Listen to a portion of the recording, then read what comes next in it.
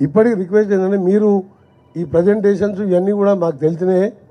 టోటల్గా engineering department CM ఉన్నా సరే తప్పని చెప్పాలి మీరు.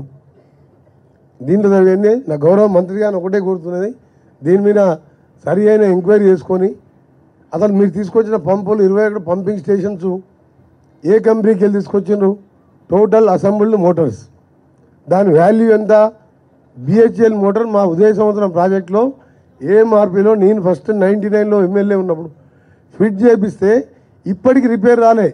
అంతకుముందే 2 years ముందు ఉండేది. 25 yearsలో ఒక్కసారి బ్రేక్ డౌన్ కాలే మోటార్స్. మీకు కూడా తెలుసు మురళి ఈఎన్సీ గారు, ఎప్పుడైనా ఫెయిల్ అయినా మోటార్స్. ఈ చెత్త మోటార్లు అసెంబ్లీ మోటార్ తీసుకొచ్చి 1000 కోట్ల రూపాయల మోటార్ని 4000 కోట్లు ఛార్జ్ చేసాం. డిఫరెంట్ కంపెనీస్, స్మాల్ కంపెనీస్కి వెళ్ళి తీసుకొచ్చి అసెంబ్లీ తీసుకొచ్చి ఫిట్ చేసాం.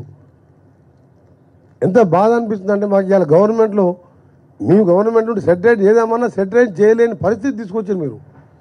అందుకని ఆనరబుల్ మినిస్టర్ రిక్వెస్ట్ చేసేది ఏంటంటే ఈ ప్రాజెక్ట్ని ఎలా చేస్తారో ఏం చేస్తారో దీన్ని ఒక ఎక్స్పర్ట్ కమిటీతో పాటు ఈ మోటార్స్ కానీ దీని మీద కానీ సీరియస్ తీసుకొని ఈ ప్రాజెక్టుని పూర్తి చేయడం కాదు, మధ్యలో గౌరవల్లి ప్రాజెక్ట్ దాన్ని ఆపేసాను. అంటే అప్పటి ప్రాజెక్టు పూర్తి చేస్తే పూర్తి చేస్తే కాంగ్రెస్ ప్రభుత్వానికి పేరు వస్తుంది, గౌరవల్లి పూర్తి చేస్తే అప్పటి ప్రాజెక్ట్.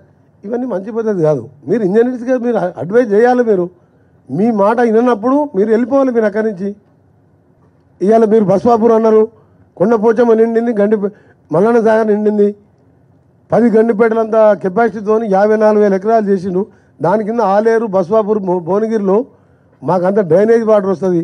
ఫీడర్ ఛానల్ దోతి మీరు ఒక 2 లక్షల ఎకరాలు నీళ్ళు వస్తుంది. మొత్తం 97,000 ఎకరాలు చూపించింది మీరు. మళ్ళీ 3rd TMSకి టెండర్ పిలిచిన వానికి కూర్చోబెట్టి పని చేపిస్తున్నారు. మళ్ళీ నిజాం సాగర్ లిఫ్ట్ అంటున్నారు.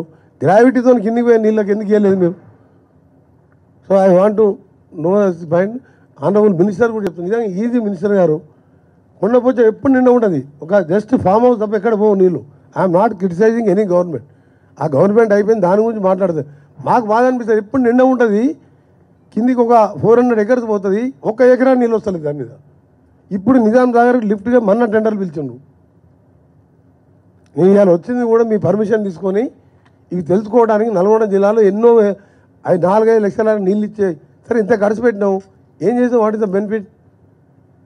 ఎకరానికి 10-12 వేల రూపాయలు ఖర్చు వస్తుంది రేపటి మీద. ఎకరానికి 12,000 మీద రైతు నువ్వు ఇన్వెస్ట్ చేసినప్పుడు ఆయనకు ఎంత రిటర్న్ వస్తున్నది?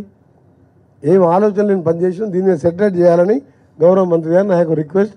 దాంతోపాటు బస్వాపూర్ అండ్ ఆలేరుకి సంబంధించి గంధమల్ల రిజర్వాయర్, ఆ 2 ప్రాజెక్టుల నిండా నీళ్ళున్నాయి, ఎక్కడ పోతలేవు. అది నింపి పెడుతున్నారు, ఎక్సెస్ అయితే మళ్ళీ సముద్రంలోకి వదిలిపెడుతున్నాను. దాన్ని కూడా స్టార్ట్ చేసి కింద రిజర్వాయర్ నింపాలని రిక్వెస్ట్.